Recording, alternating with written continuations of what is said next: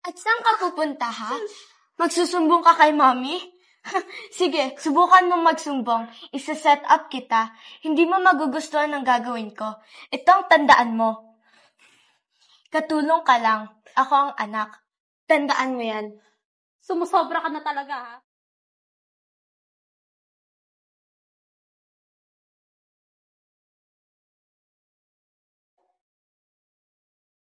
Inday? Nakita mo ba si Yash? Wala kasi sa kwarto niya eh. Tiningnan ko na. Hi, ate. Lumabas po. Hindi nagsabi kung saan pupunta. Pero sabi niya po, nagpaalam daw po siya sa inyo. Nagpaalam? Nakong bata talaga na yun. Siya nga pala. Yung sukli na binigay ko sa'yo kanina na pinapayad natin sa bill ng kuryente. Pinalik mo ba sa akin? Opo, ma'am. Binalik ko po sa inyo. 2K po yun. Oo nga eh. Alam ko talagang binalik mo yun sa akin. Kaya lang, wala sa wallet ko eh. Ay, naku, ma'am. Baka sign of aging. Sign of aging. Siya, alis muna ako ha. Si Yash, pakainin mo. Ipagluto mo ha. At walang pera yun. Alam ko talagang magugutom yung pag-uwi niya. Sige na, ikaw na bahala dito. Sige po, ma'am. Noted po. Salamat.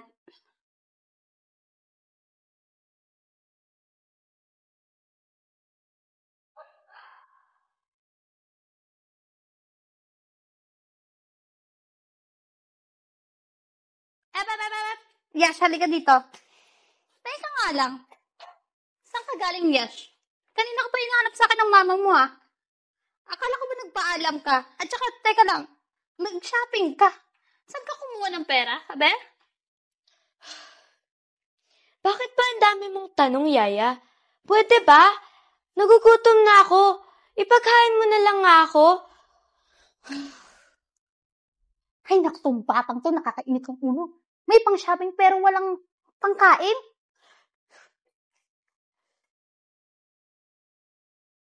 Ma'am! Ma'am! Nandito pa ako sa siya naghihilamos.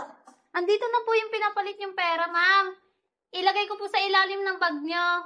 Sige, ilagay mo lang dyan. Sige po, ma'am. Thank you.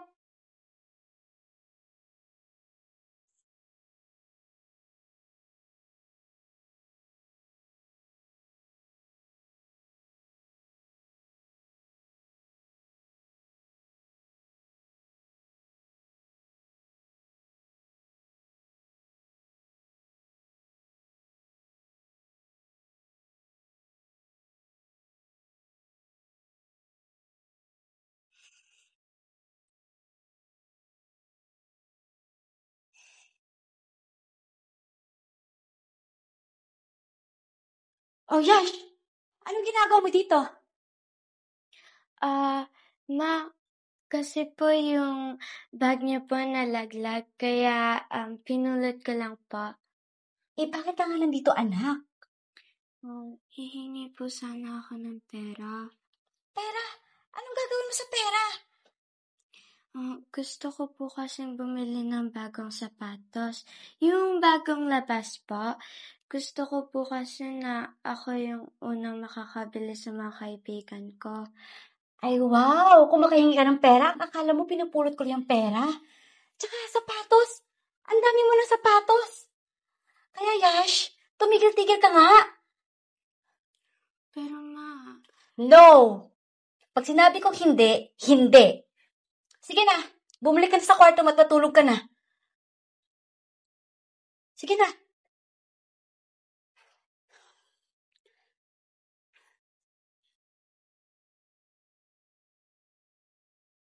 Yash, anak, alis muna ako ha. Pipick upin ko lang yung delivery dun sa bahay ng tita mo. Kasi doon din deliver eh. Yaya? Alis muna ako saglit ha. Ikaw na lang bahala dito. Sige po, ma'am. Sige, salamat. Bye po, Mami. Bye-bye.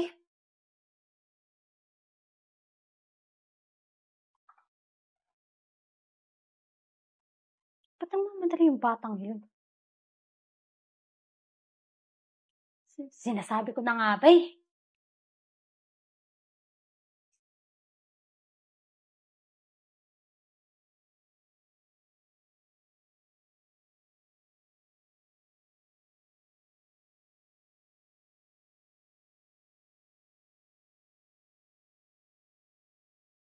Yan, sinasabi ko na nga ba eh. Huli ka ngayon.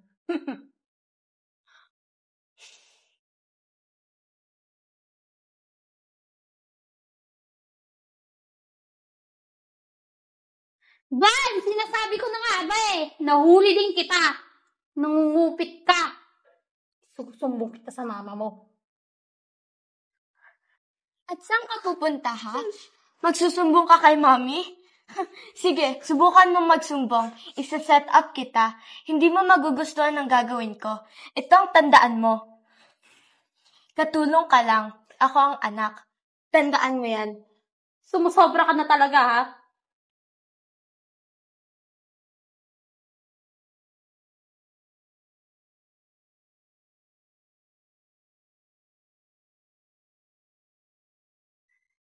Ma'am, ito na po yung kape niyo. Sige, salamat.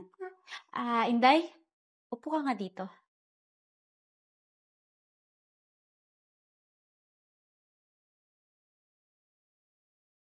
Nangialam ka ba sa bag ko? Ma'am, hindi po. Alam niyo naman po hindi ako nangingialam ng bag niyo. Bakit kulang tong pera ko? Pambayad ko pa naman to sa contribution natin sa government. O bakit ganyan itsura mo? Ikaw ba yung kumuha ng pera ko sa bag?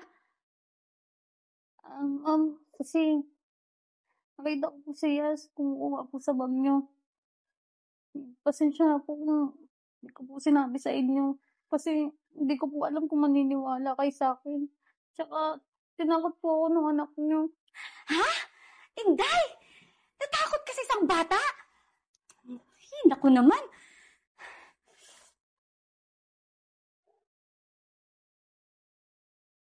Hoy, Yash!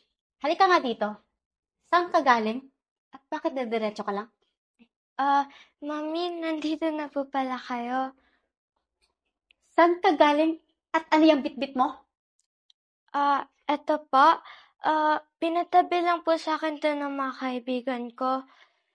Pinatabi? Umamin ka nga sa akin, Yash. Ikaw ba yung kumuha ng pera sa bag ko? Mommy, bakit ako po yung pinagbibintangan nyo? Si Yaya lang naman po lagi nandito eh. At saka, hindi ko naman po pinapakialaman yung bag nyo. At saka nakita ko si Yaya. Pinapakialaman niya yung bag mo. Uy, Yash ha? Hindi totoo yan ha? Hindi ako magnanakaw. Talaga naman Yash, enough.